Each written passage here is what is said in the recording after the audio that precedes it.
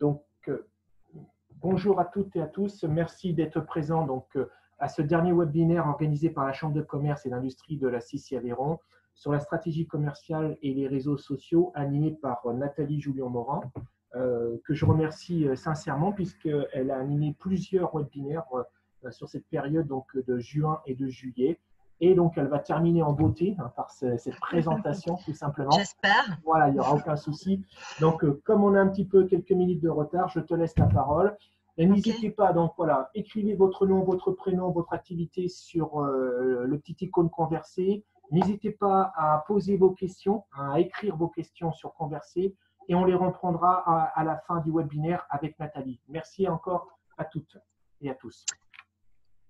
Bonjour à tous, je suis heureuse d'animer ce webinaire.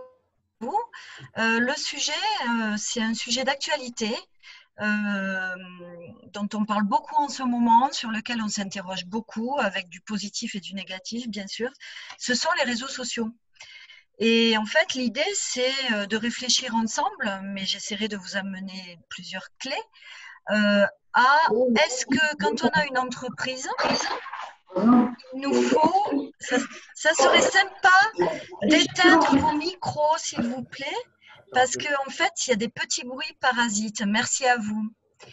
Donc, je disais que la grosse interrogation quand on a une entreprise, c'est est-ce que je dois être présent sur les réseaux sociaux? Oui, non. Pourquoi? Pour quelles raisons? Et avec tous les freins et toutes les croyances que l'on peut avoir par rapport aux réseaux sociaux, et c'est bien normal, puisque on sait qu'on y communique beaucoup, qu'on y communique parfois très mal, qu'il peut y avoir des sujets polémiques et que c'est parfois difficile à gérer. Mais en fait, on verra que effectivement, il faut appréhender ce questionnement-là, mais qu'on a fort à gagner à être présent sur ces réseaux dits sociaux parce qu'on partage et on partage pour 0 € si on veut parler d'investissement financier. Par contre, il faut prévoir du temps et comme vous le savez tous, évidemment, le temps, c'est aussi de l'argent. Alors, pour me présenter, je propose du conseil et de la formation, notamment auprès de la CCI, sur le marketing, le commercial, mais aussi le web marketing. On est pile dans le sujet aujourd'hui.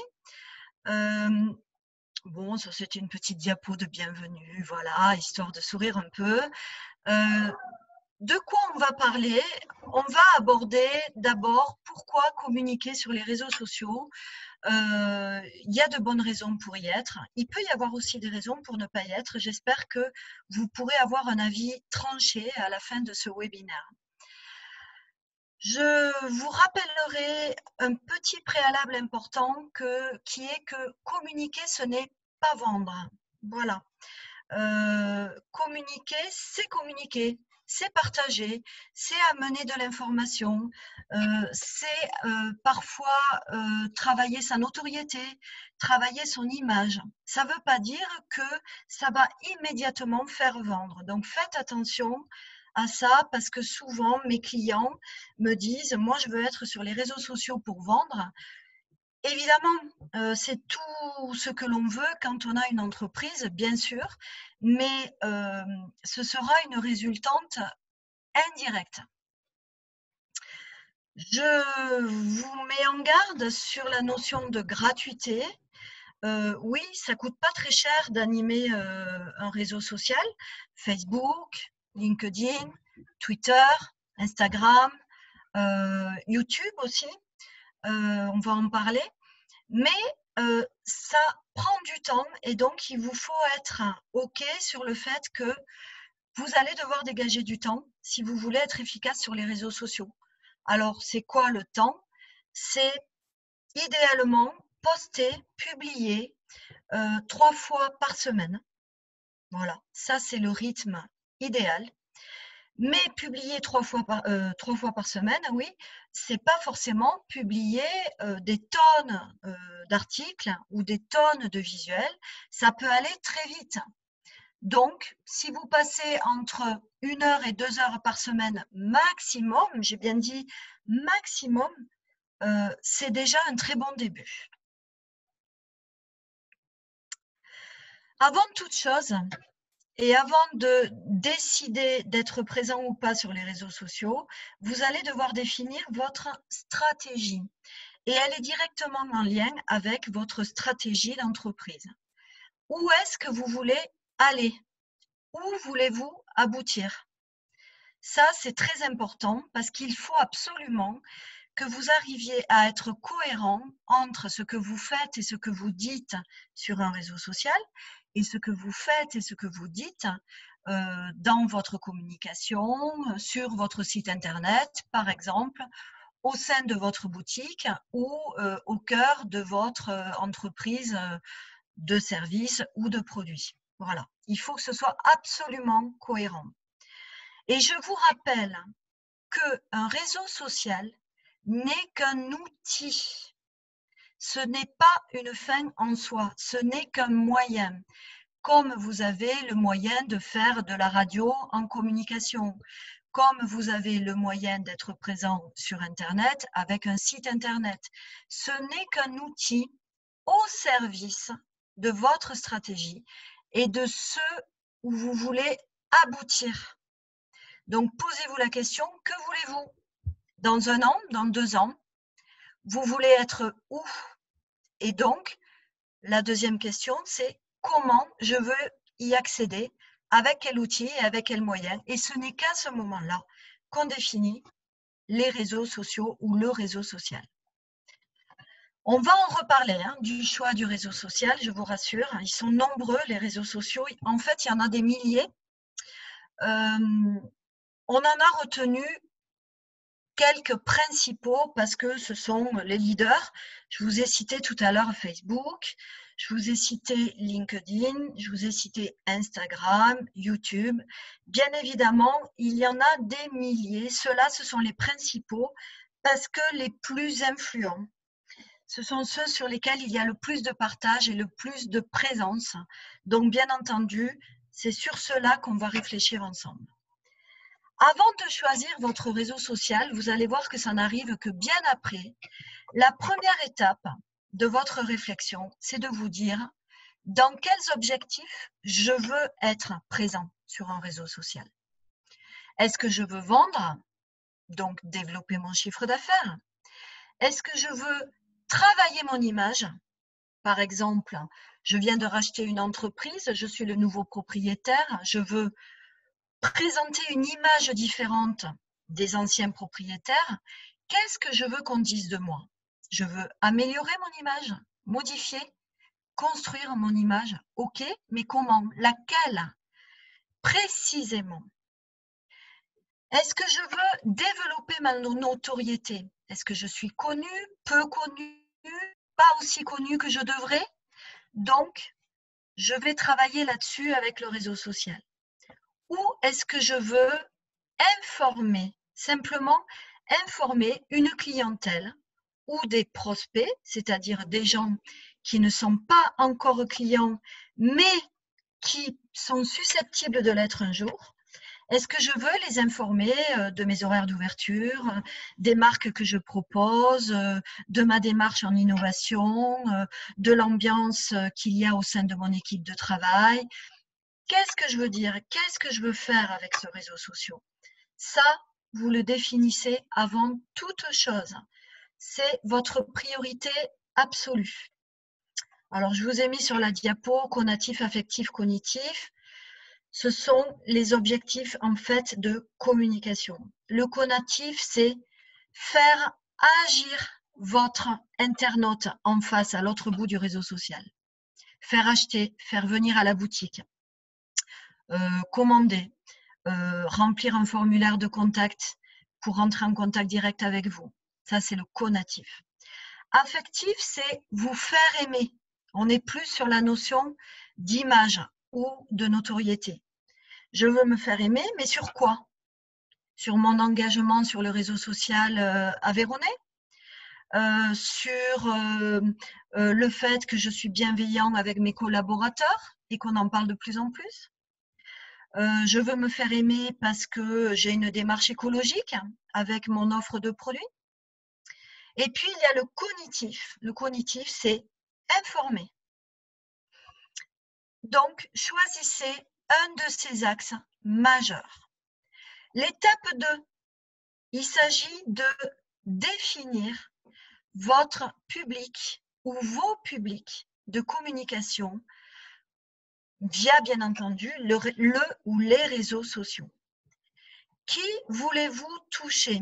Et alors là, je vais être embêtante et insistante puisque je vais vous demander d'être le plus précis possible. Souvent, quand je pose cette question à mes clients, ils me répondent « Moi, je veux toucher les Aveyronnais ». Ben non, ce n'est pas assez précis. Parce que dans les Aveyronnais en général, il y a quelqu'un de 60 ans, il y a quelqu'un de 40 ans, il y a quelqu'un de 20 ans. Donc déjà, on ne peut pas parler de la même manière à chacun de ces âges. Et puis, dans les Aveyronnais, il y a des professionnels, il y a des particuliers, il y a des familles. Et là encore, on ne va pas leur parler de la même manière.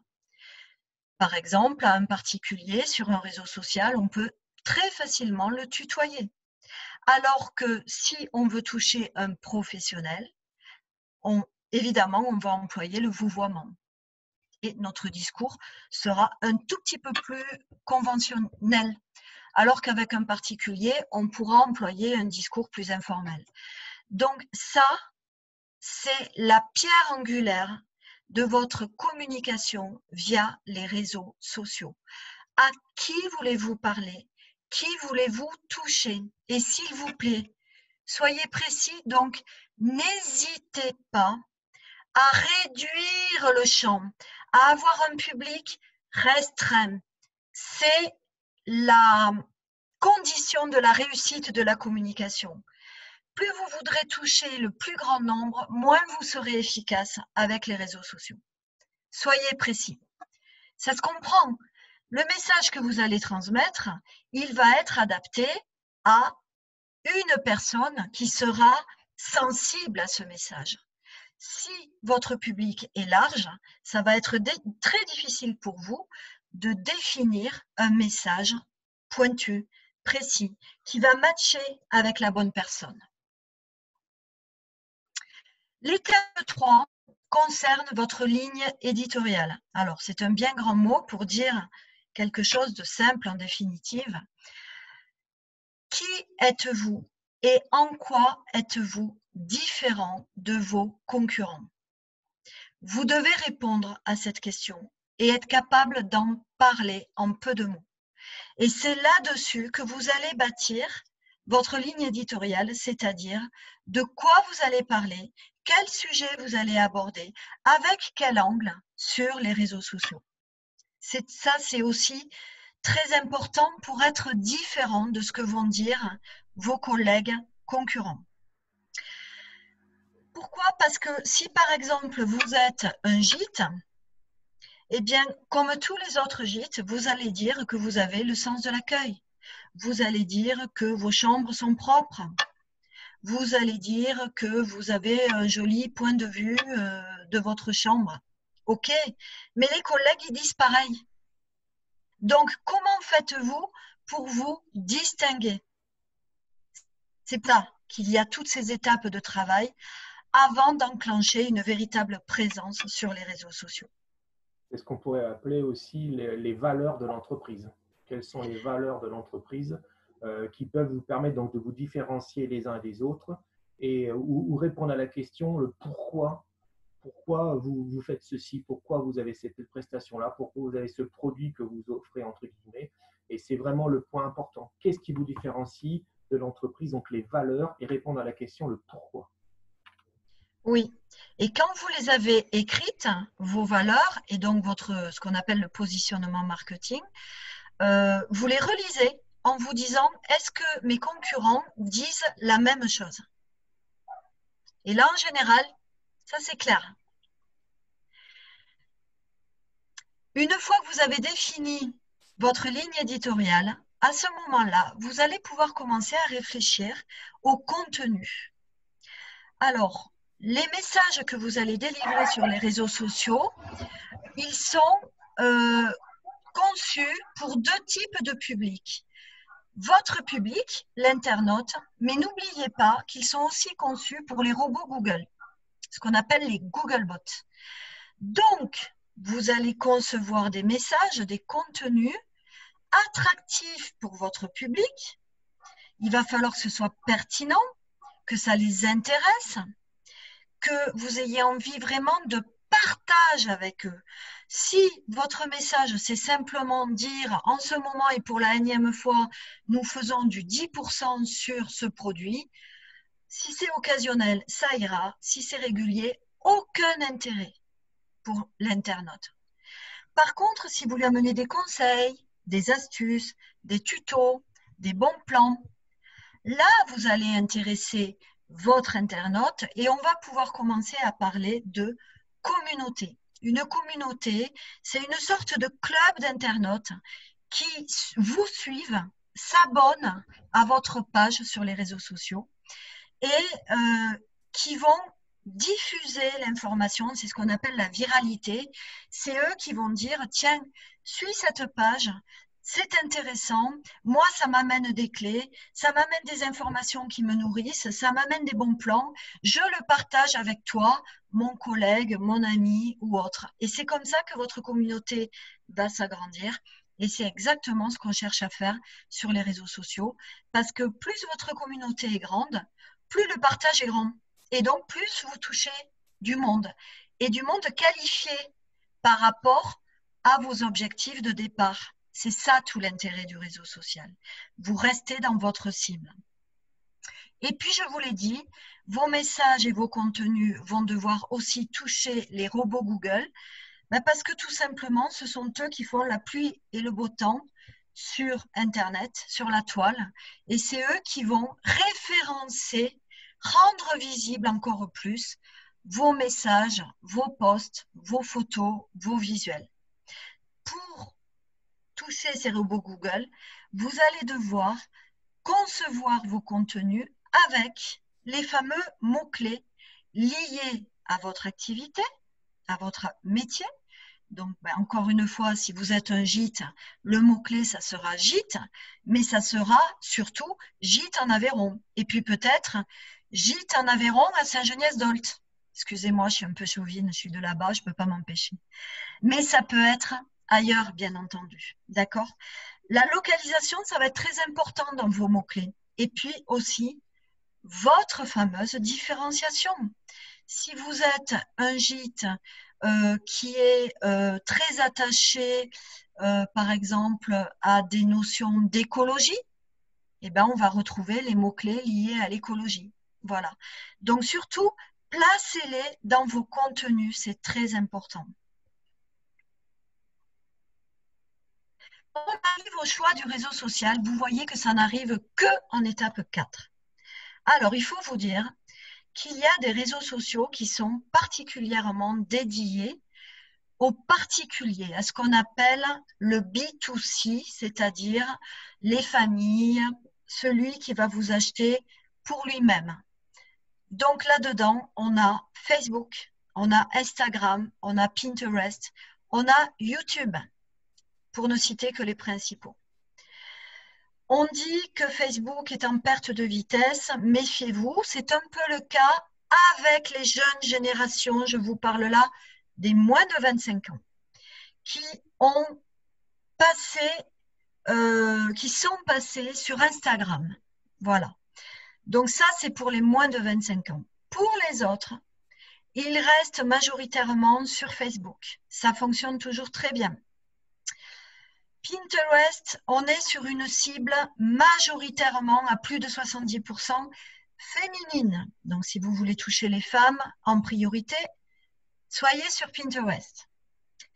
Si vous voulez travailler en B2B, c'est-à-dire de professionnel à professionnel, là, vous allez aller sur LinkedIn. Je vous le recommande plus que Twitter, qui est un petit peu plus compliqué, qui est un petit peu plus national, qui est un petit peu plus élitiste. Twitter, on va trouver des politiques, des journalistes, des institutionnels, essentiellement. Ici, en Aveyron, préférez LinkedIn, qui est un réseau social pour toucher du pro, d'une puissance absolument phénoménale. Est-ce que tu veux ajouter quelque chose? Oui, et qui permet aussi de faire de la veille concurrentielle. Oui, et ça, c'est un vrai, point c'est très important. juste. Donc, toucher, cibler, bien entendu, mais de pouvoir s'inscrire aussi dans des groupes, entre guillemets, dans les communautés où on va apprendre des choses, puisque même si on est des professionnels dans tel ou tel domaine, il y a toujours des gens, ce qui est tout à fait normal, c'est humain, qui peuvent être encore meilleurs sur vraiment peut-être un point très précis. Donc, on peut avoir de l'information et ensuite donc avoir une veille concurrentielle grâce à ces communautés-là. Oui, c'est vrai, très juste. Et ce que je peux ajouter aussi par rapport à LinkedIn, c'est que vous pouvez recruter avec ce moyen-là. Je sais bien qu'il y a des tas d'entreprises en Aveyron qui ont des difficultés pour recruter. Sachez que c'est absolument commun maintenant de recruter via LinkedIn, via Facebook aussi. Je voulais vous ajouter à ce stade-là une précision extrêmement importante. Si vous décidez d'être présent sur un réseau social ou même sur plusieurs pour le compte de votre entreprise, vous allez devoir absolument créer une page Facebook ou une page Instagram ou une page LinkedIn. Pourquoi? Parce qu'aujourd'hui, ces réseaux sociaux veulent différencier la communication très personnelle. Par exemple, je vais sur mon compte, mon profil Facebook et je raconte le dernier aligot que j'ai dégusté ce week-end avec mes amis. Là, c'est quelque chose de très privé, de très personnel et je vais partager sur un compte. Par contre, si je veux parler au nom de mon entreprise, et alors là, évidemment, je ne parlerai pas d'aligot parce que ça n'intéresse pas du tout mes clients, a priori. Là, je vais aller sur ma page Facebook. D'accord? C'est très important. Ça se fait très simplement. Vous commencez par créer un compte Facebook, LinkedIn, Twitter. Et de là, vous avez un endroit où vous pouvez aller chercher la page, créer une page. Et vous allez pouvoir créer la page au nom de votre entreprise. Ce qui fait que vous aurez une communication parfaitement adaptée à votre cible de clientèle. N'oubliez pas de faire ça, c'est très important. Sinon, notamment Facebook, il va vous blacklister et dans ces cas-là, vous perdez toutes vos données et l'accès à votre compte personnel. Voilà, très important. Vous pouvez être présent sur plusieurs réseaux sociaux, c'est possible. Normalement, il est bien d'adapter sa communication en fonction du réseau social. Parce que vous comprenez bien que quand on est sur Facebook, on va adopter un ton un petit peu plus sympa, un peu plus convivial, un peu plus off. Alors que quand on est sur LinkedIn, là, on va vous voyer et on va employer un ton plus institutionnel, un petit peu plus normé parce qu'on s'adresse à des professionnels. Et bien entendu, on ne va pas avoir un contenu identique parce que ce qui intéresse un professionnel n'intéresse pas forcément quelqu'un à titre privé. N'oubliez pas, si vous êtes présent sur les réseaux sociaux, ce qu'on appelle le brand content, un mot anglophone pour dire un truc très simple, encore une fois. En fait, vous communiquez aussi sur l'esprit de votre entreprise, d'accord? Sur votre marque employeur. Donc, des gens qui s'intéressent à votre entreprise vont aller sur vos réseaux sociaux pour se renseigner. Est-ce que vous êtes une entreprise bienveillante? Est-ce que vous êtes une entreprise dynamique? Est-ce que votre équipe est heureuse de travailler au sein de votre entreprise? Donc, ayez un œil sur la façon dont vos collaborateurs communiquent eux-mêmes sur leur compte personnel. Attention, s'ils parlent de votre entreprise, vous êtes en droit de mettre un petit peu le haut là. J'ai dit un petit peu.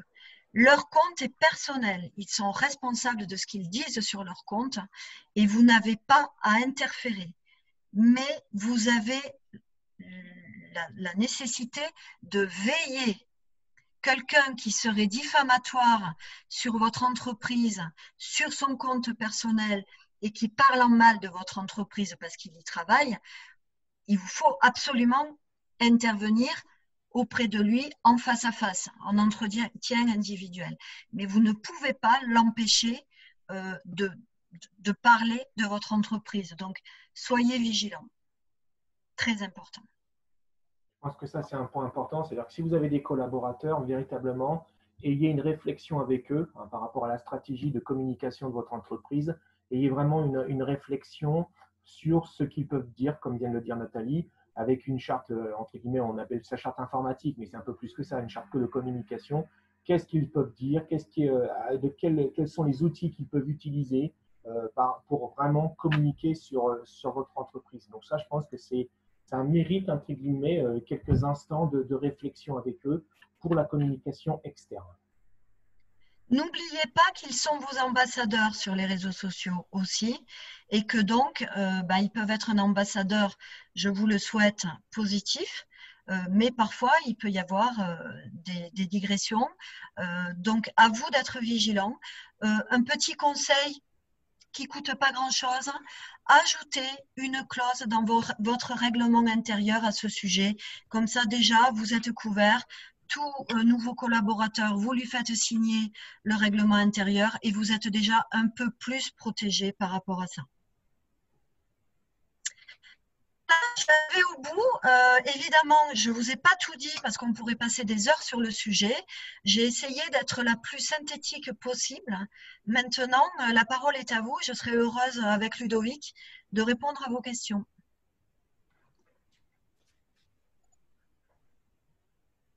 N'hésitez pas à vraiment poser vos questions. Je pense qu'il y a des choses, à mon avis, quand même très importantes. C'est le pourquoi de votre entreprise. Donc, j'insiste sur les valeurs.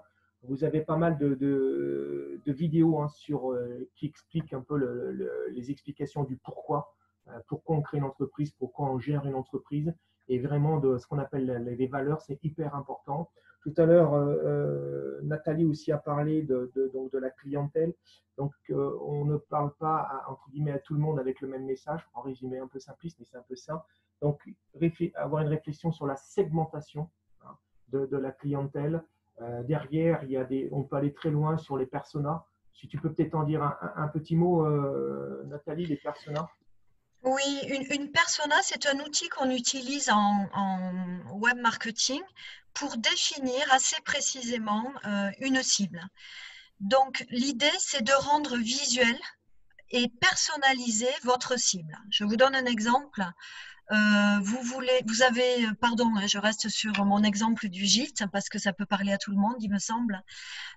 Vous avez un gîte et votre cible de clientèle, ce sont les jeunes couples sans enfants et qui ont des particularités concernant leur comportement d'achat et leur façon de vivre, leurs loisirs et leur hébergement. Et donc, vous allez utiliser cette fiche qui est une persona, qui est un résumé de ce fameux petit couple sans enfants. Donc, vous allez déjà amener une photo. Donc, la photo, vous la choisissez sur Internet ou dans des revues. Et vous allez personnaliser l'image de ce petit couple. Ensuite, vous allez leur donner un prénom, par exemple Pierre et Valérie. Et puis, alors les prénoms, c'est important parce que Valérie, vous voyez, c'est un prénom qui date des années 70. Pierre, c'est un prénom qui est multigénérationnel. Donc, on va choisir le prénom un peu en fonction de la cible qu'on veut toucher. Et puis, vous allez leur donner un âge à chacun et vous allez les situer. Donc, est-ce qu'ils habitent en Bretagne, par exemple, du côté de Nantes? Est-ce qu'ils habitent à Nantes même ou plutôt dans la périphérie, donc ils sont un peu plus ruraux? Quels sont leurs loisirs? Ils aiment se faire des petits week-ends en amoureux toute l'année et pas forcément en été. Sur ces week-ends, ils aiment visiter un territoire. Ils sont un petit peu bourgeois bohèmes, donc ils vont être sensibles au vert, au développement durable, à des notions d'écologie.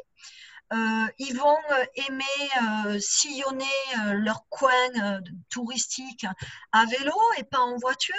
Bref, vous allez aller jusqu'à ces détails-là pour bien les définir. Ce qui fait que vous comprenez bien qu'une fois que vous avez fait ce travail de définir la personae, eh bien, derrière, vous savez comment communiquer avec eux, sur quel registre, avec quel message. Voilà.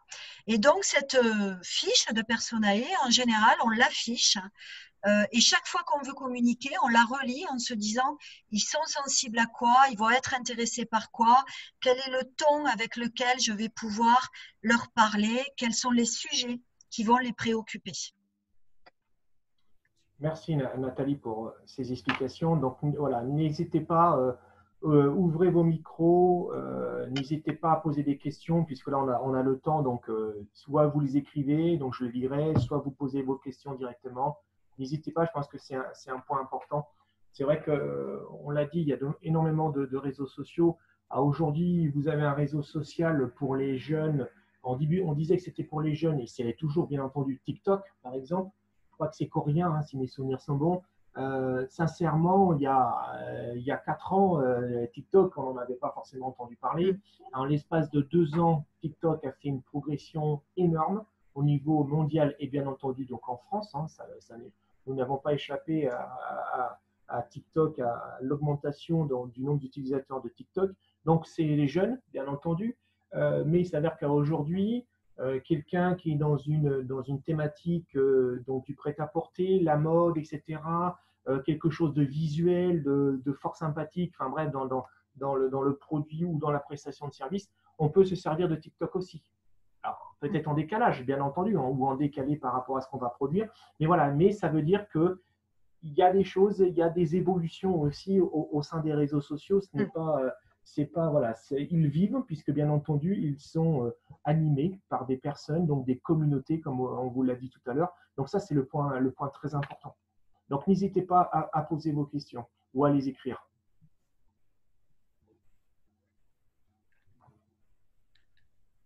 Une petite précision, quand on est présent sur les réseaux sociaux, on a à la main quelque chose comme ça, c'est-à-dire un smartphone.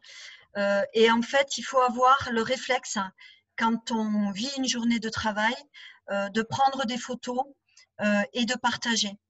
Par exemple, vous faites un séminaire d'équipe dans les gorges du Tarn pour créer de la cohésion au sein de votre entreprise.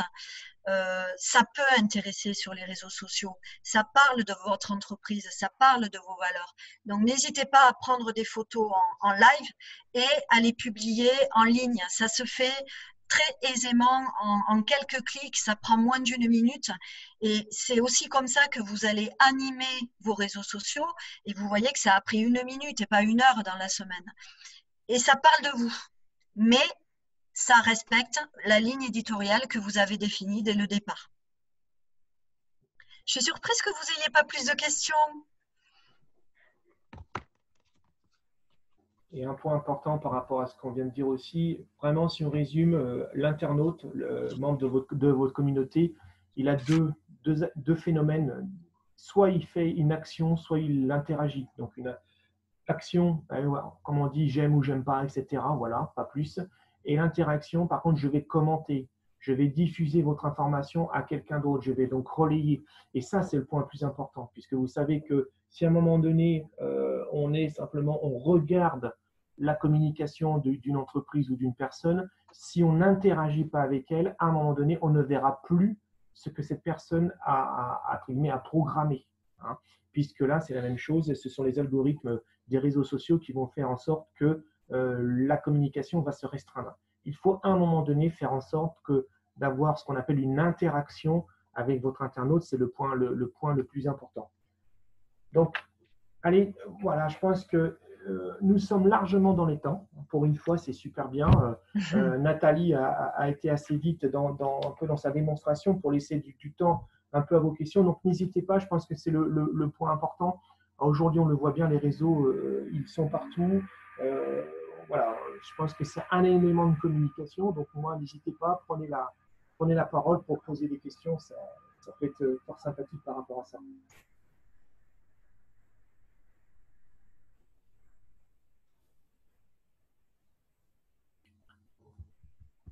Je vois qu'il y avait des spécialistes qui étaient parmi nous, des spécialistes en marketing, là, je vois.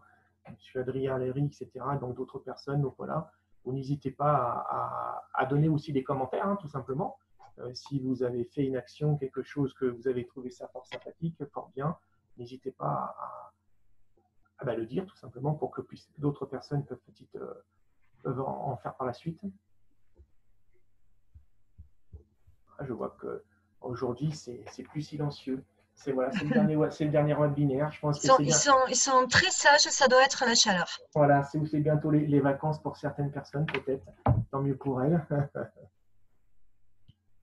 Non, c'est pas de commentaires, même, même si ce n'est pas une question, un commentaire, hein, par rapport à des personnes, peut-être voilà, dire sur quels réseaux sociaux vous êtes, hein, puisque peut-être que, comme disait Nathalie, on parle souvent voilà, du gros Facebook, peut-être Instagram, voilà, peut-être dire aussi sur quel réseau vous êtes et qu'est-ce que vous avez fait. Ça peut être assez intéressant voilà, de démontrer, de dire faire une preuve, etc., pour qu'on puisse après peut-être discuter par rapport à ce que vous avez fait, une campagne de communication, par exemple.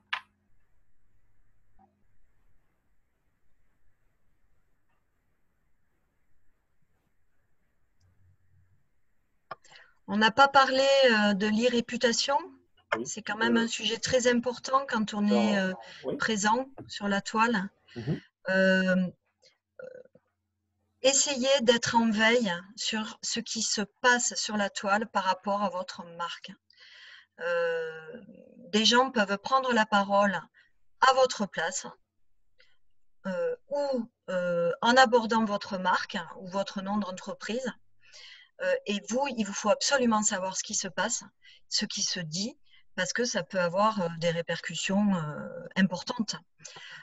Il existe des logiciels gratuits qui vous permettent de faire de la veille en ligne. Simplement, vous rentrez le mot-clé relatif à votre marque et ça va aller chercher sur Internet chaque fois que votre marque est citée. Et donc, ça vous le conglomère, ça vous le résume et ça vous permet de savoir qui parle de vous et de quelle manière. Voilà. C'est quand même Alors, pour l'instant, en Aveyron, franchement, on n'est pas vraiment embêté avec du bad buzz et de l'irréputation négative. Mais à terme, vu le développement de la communication sur le digital, on sera comme tout le monde, on sera plus ou moins impacté. Des exemples de logiciels gratuits, vous avez Google Alert, où vous avez Mention, M-E-N-T-I-O-N. Voilà, ce sont des petits logiciels, des petites applications faciles à employer et qui vous permettent de surveiller ce qu'on dit de votre marque. Surtout, si vous avez le moindre problématique par rapport à cette réputation, ne jamais répondre à l'instant présent, à l'instant T0, si je peux m'exprimer ainsi, parce que vous pouvez avoir un peu trop d'émotions, voilà, de l'incompréhension, de la colère, peut-être en ayant un sentiment plutôt très extrême. Mais voilà, peut prendre quelques minutes de recul, hein, prendre le temps de faire le point par rapport à la thématique ou au raisonnement que votre client vous a posé, client ou pas forcément, mais voilà, prendre ce temps nécessaire de la réflexion pour pouvoir après répondre et toujours essayer d'être factuel, hein, voilà, expliquer le pourquoi du comment, mais sans forcément après toujours aller plus loin dans l'explication. Et vraiment être précis. Et voilà. Et ça, je pense que c'est un point important. Surtout ne pas répondre à l'instant présent. Ça, pas d'affect et voilà. Pas de justification. Simplement de l'accueil. Allez-y. Non, il n'y a pas quelqu'un. J'entendais un... Voilà. Ah, on a des difficultés. D'accord. Merci. On l'amène quand on arrive ou il faut le renvoyer par mail? C'est pas pour nous alors. Non. J'aimerais savoir, pour finir, s'il y a des choses qui vous ont surpris dans ce qui a été dit.